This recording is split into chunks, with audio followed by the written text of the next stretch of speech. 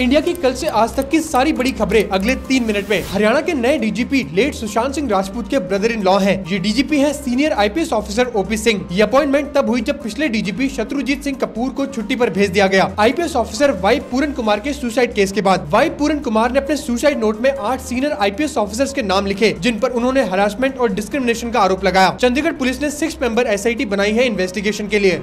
India और US के बीच नई बायलैटरल ट्रेड डील पर टॉक्स फिर से शुरू हो गई हैं। कॉमर्स सेक्रेटरी राजेश अग्रवाल अपनी एक टीम के साथ इस हफ्ते वॉशिंगटन डीसी जा रहे हैं। ट्रम्प सरकार चाहती है कि इंडियन कंपनीज यूएस में इन्वेस्ट करें। दोनों देश एक ऐसी ट्रेड डील बनाना चाहते हैं जो फेयर हो और दोनों के लिए फायदेमंद हो, जिससे एक्सपोर्ट्स और इन्वेस्टमेंट्स दोनों बढ़े। अभी यूएस ने इंडिया पर 25% सेकेंडरी टैरिफ्स लगाए हैं रशियन ऑयल खरीदने की वजह से। इंडिया चाहता है कि ये टैरिफ्स हटाए जाएं और बदले में इंडिया ज्यादा अमेरिकन ऑयल और गैस खरीदने के लिए तैयार है।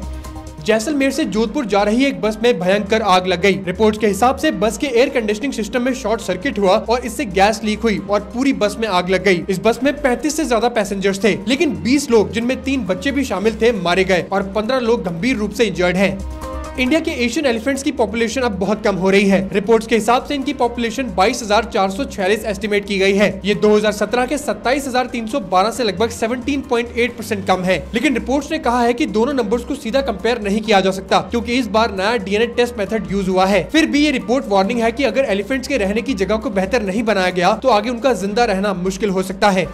आंध्र प्रदेश के इस आदमी ने वो काम कर दिखाया है जो दुनिया के सिर्फ कुछ ही लोग कर पाए हैं। भरत थामिनेनी 36 साल के माउंटेनियर हैं। ये बूट्स एंड क्रैम्पॉन्स नाम के एक माउंटेनियरिंग कंपनी के फाउंडर भी हैं। ये दुनिया के 14 सबसे ऊंचे पहाड़ों में से 9 पर चढ़ाई करने वाले पहले इंडियन बन गए हैं। इन्होंने अपनी लेटेस्ट क्लाइंब दुनिया के 6th हाईएस्ट माउंटेन माउंट चो ओयू पर पूरी की और वो भी बिना शेरपा सपोर्ट के।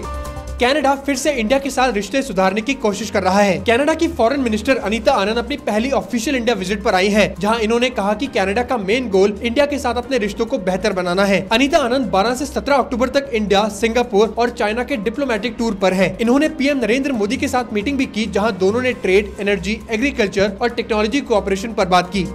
गूगल अगले 5 साल में इंडिया में $15 बिलियन इन्वेस्ट करेगा। गूगल के सीईओ सुंदर पिचाई ने 14 अक्टूबर को पीएम नरेंद्र मोदी के साथ मुलाकात की। यहाँ इन्होंने विशाखापट्टनम और आंध्र प्रदेश में गूगल के पहले एआई हब्स का प्लान शेयर किया, जो गूगल का सबसे बड़ा एआई सेंटर होगा यूएस के बाहर। ये डेवलपमेंट इंडिया को ग्लोबल एआई इकोसिस्टम में की प्लेयर बनाने की डायरेक्शन में बड़ा कदम है।